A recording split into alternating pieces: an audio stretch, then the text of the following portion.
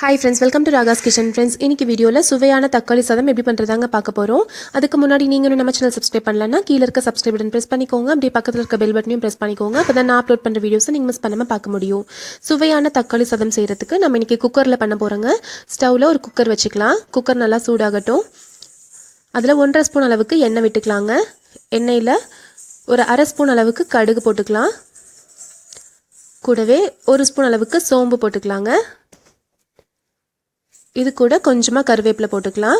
இது எல்லாமே நல்லா பொரிய ஆரம்பிக்கட்டும். இப்போ 2 பெரிய வெங்காயம் நறுக்குனதை நம்ம இதில் போட்டுக்கலாங்க. வெங்காயம் ஒரு பாதி அளவுக்கு வதங்கட்டும். இப்போ பாதி அளவுக்கு வெங்காயம் வதங்கிருச்சுங்க.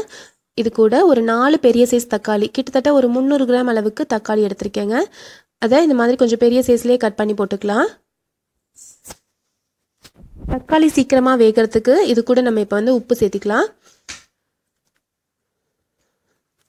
நான் இப்போ சாதத்துக்கு தேவையான அளவுக்கு உப்பு இப்போவே நான் போட்டுக்கிறேங்க.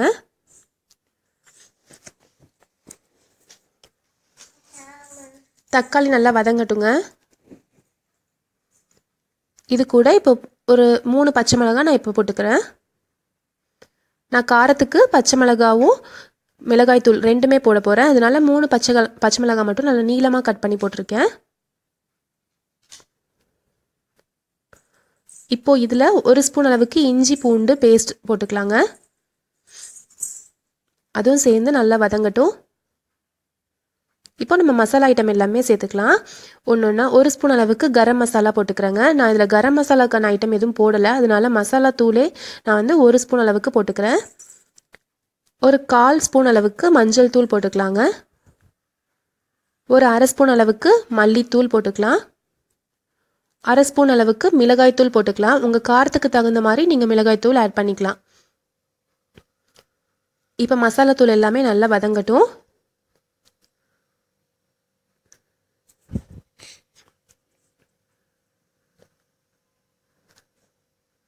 தக்காளி, வெங்காயம், இஞ்சி பூண்டு விழுது, அதே மாதிரி நம்ம போட்டிருக்க மசாலா தூள் எல்லாமே நல்லா வதங்கணுங்க. அப்போ தான் நல்லா டேஸ்ட்டாக இருக்கும். ரொம்ப நேரம் ஆனாலும் கெடாமையும் இருக்கும். இப்போ ஒரு கை நிறைய புதினா தலை சேர்த்திக்கலாம். புதினா இலை நான் அது ஆட் பண்ணியிருக்கேங்க. இது நல்ல ஒரு வாசனை கொடுக்கும். அதே மாதிரி டேஸ்ட்டும் ரொம்ப நல்லாயிருக்கும். பாருங்கள், இப்போ நல்லா வதங்கிருச்சு. கிட்டத்தட்ட எண்ணெய் நல்லா பிரிஞ்சு வர மாதிரி வந்துருச்சு. இப்போ நம்ம தண்ணி இதில் ஆட் பண்ண போகிறோம். 3 கிளாஸ் அளவுக்கு நான் தண்ணி விட்டுருக்கேன். இதில் 1/4 கப் அளவுக்கு அரிசி எடுக்க போகிறேங்க. 1/4 கப்பு அரிசிக்கு 3 கப் அளவுக்கு நான் தண்ணி இதில் விட்டுருக்கேங்க. நான் இன்னைக்கு சாதாரணமாக நம்ம சாதத்துக்கு போடுற அரிசி தான் சேர்க்க போகிறேன்.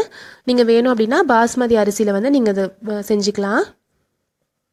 அரிசி நல்லா கழுவிட்டு ஒரு 1/2 மணி நேரம் ஊற வச்சுருக்கேங்க. இப்போ தண்ணி நல்லா கொதிக்கிறப்போ நம்ம ஊற வச்சுருக்க அரிசியை இதில் போட்டுக்கலாம். இப்போ அரிசியும் தண்ணியும் சேர்ந்து நல்லா கொதிக்க ஆரம்பிக்கணும். கொதிக்கிறப்ப நம்ம குக்கர் க்ளோஸ் பண்ணி வச்சோம் அப்படின்னா டக்குன்னு விசில் வந்துருங்க, சீக்கிரமாக வெந்துடும்.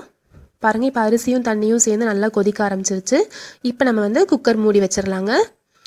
எனக்கு ஒரு 3 விசில் வந்தாலே போதுங்க, சாதம் நல்லா வெந்துடும்.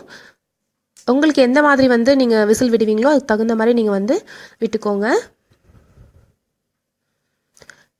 இப்போது 3 விசில் வந்துருச்சு. கேஸ் நல்லா ரிலீஸ் ஆயிடுச்சுங்க. இப்போ நம்ம திறந்து பார்த்துடலாம். சூப்பராக வெந்திருக்குங்க. நல்லா புலன்னு சூப்பராக வந்திருக்கு தக்காளி சாதம். இதில் கொத்தமல்லி தழை தூவிக்கலாம். கொத்தமல்லி தழை தூவிட்டு நல்லா கலந்து விட்டுருங்க. இப்போ அடி வரைக்குமே நல்லா வெந்திருக்கு பாருங்க. நம்ம இறக்கிறதுக்கு முன்னாடி 1 ஸ்பூன் அளவுக்கு நெய் விட்டுட்டு நல்லா கலந்து விட்டுட்டு கொஞ்சம் ஒரு 5 நிமிஷம் மூடி வச்சுட்டு அதுக்கப்புறமா நீங்கள் பரிமாறினீங்கன்னா நல்லா வாசனையாக இருக்கும்.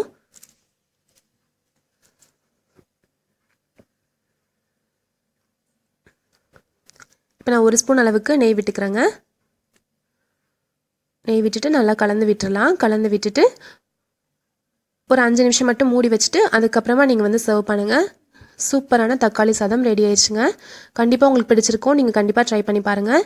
நான் இன்னைக்கு வெங்காய தயிர் பச்சடியோடு சர்வ் பண்ணியிருக்கேன். இந்த ரெசிபி உங்களுக்கு பிடிச்சிருந்துச்சுன்னா நம்ம சேனல் ராகாஸ் கிச்சனில் ஒரு லைக் கொடுங்க, ஃப்ரெண்ட்ஸ் கூட ஷேர் பண்ணிக்கோங்க, சப்ஸ்கிரைப் பண்ணிக்கோங்க. தேங்க்யூ.